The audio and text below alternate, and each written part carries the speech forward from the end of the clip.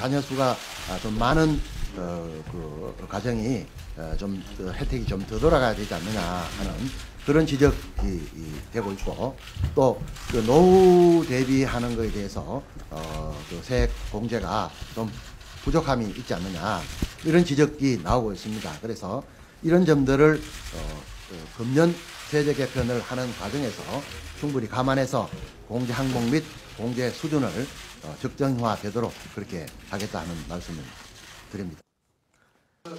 연말 정산과 관련해서 고칠 점이 있으면 보완 발전시키겠다고 어제 입장을 밝힌 최경환 경제부총리. 세금 폭탄 논란이 가라앉질 않자 하루 만에 긴급 기자회견을 열고 보완 방안을 제시했습니다. 기재부는 아직 구체적인 조정 항목을 결정하지 않았지만 자녀 수 외에 2013년 폐지된 출생공제를 다시 도입하는 방안을 검토하고 있습니다. 또 노후 대비와 관련해선 현행 연금저축, 퇴직연금의 세액 공제율을 12%를 상향하는 방안을 검토하고 있습니다. 다자녀에 대한 어떻게든 지금은 혜택에 집중해줘야 됩니다. 또 아이가 셋 있어도 오히려 효과는 혜택은커녕 세금을 더 내게 되는 이런 불합리한 결과가 나와서 아마 이 부분은 최경환 부총리가 바로 보완하겠다라고 오늘 얘기를 했거든요.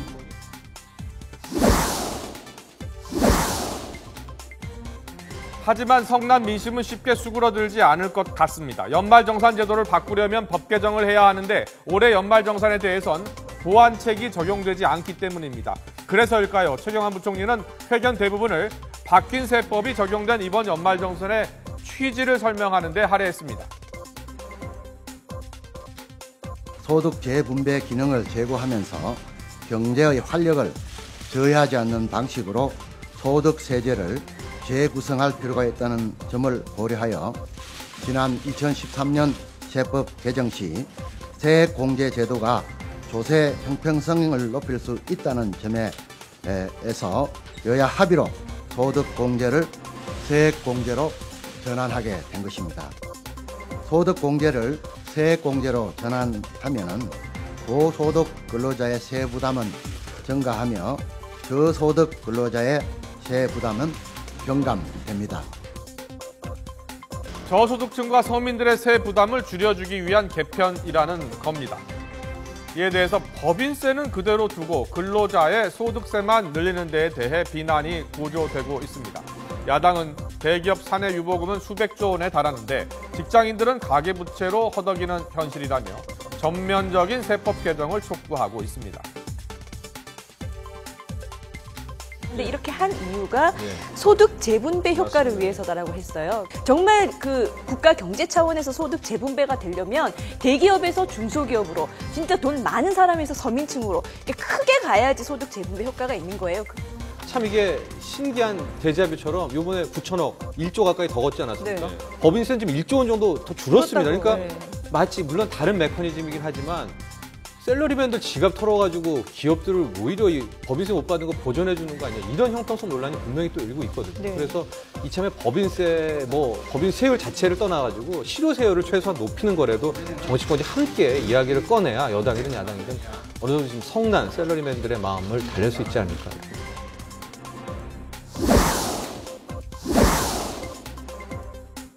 최경환 부총리는 또 세액공제 전환에 따라서 추가로 확보된 재원으로 5천억 원 정도의 저소득층 지원 효과가 올해 나타날 것이라고 말했습니다.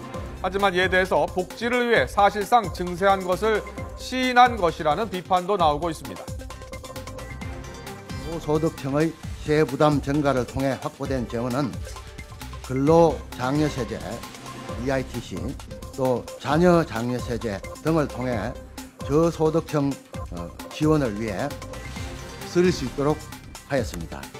뭐라고 했냐면 결국 이렇게 바꿔서 9,300억 원, 약 1조 가량의 재정은 확보됐다라고 인정을 했거든요. 그렇죠. 그 확보된 재정으로 저소득층 자녀들에게 지원하겠다 했어요. 이게 복지예요. 그럼 이게 왜 꼼수냐면은 애초에 대통령께서 자기가 약속한 복지를 다 할 것처럼 말하면서 그래도 증세는 없다라고 못 박았거든요. 그러니까 증세는 없다라고 못 박으니 이 정부에서 복지를 하긴 해야 되겠고 증세는 없다라고 했고 하니까 이 증세라고 느껴지지 않은 방법으로 담배세 인상이라든지 이렇게 직장인 유리월급에서 세원 1조를 확보하는 이런 식의 방법으로 복지를 하는 사실상 꼼수가 돼버렸는데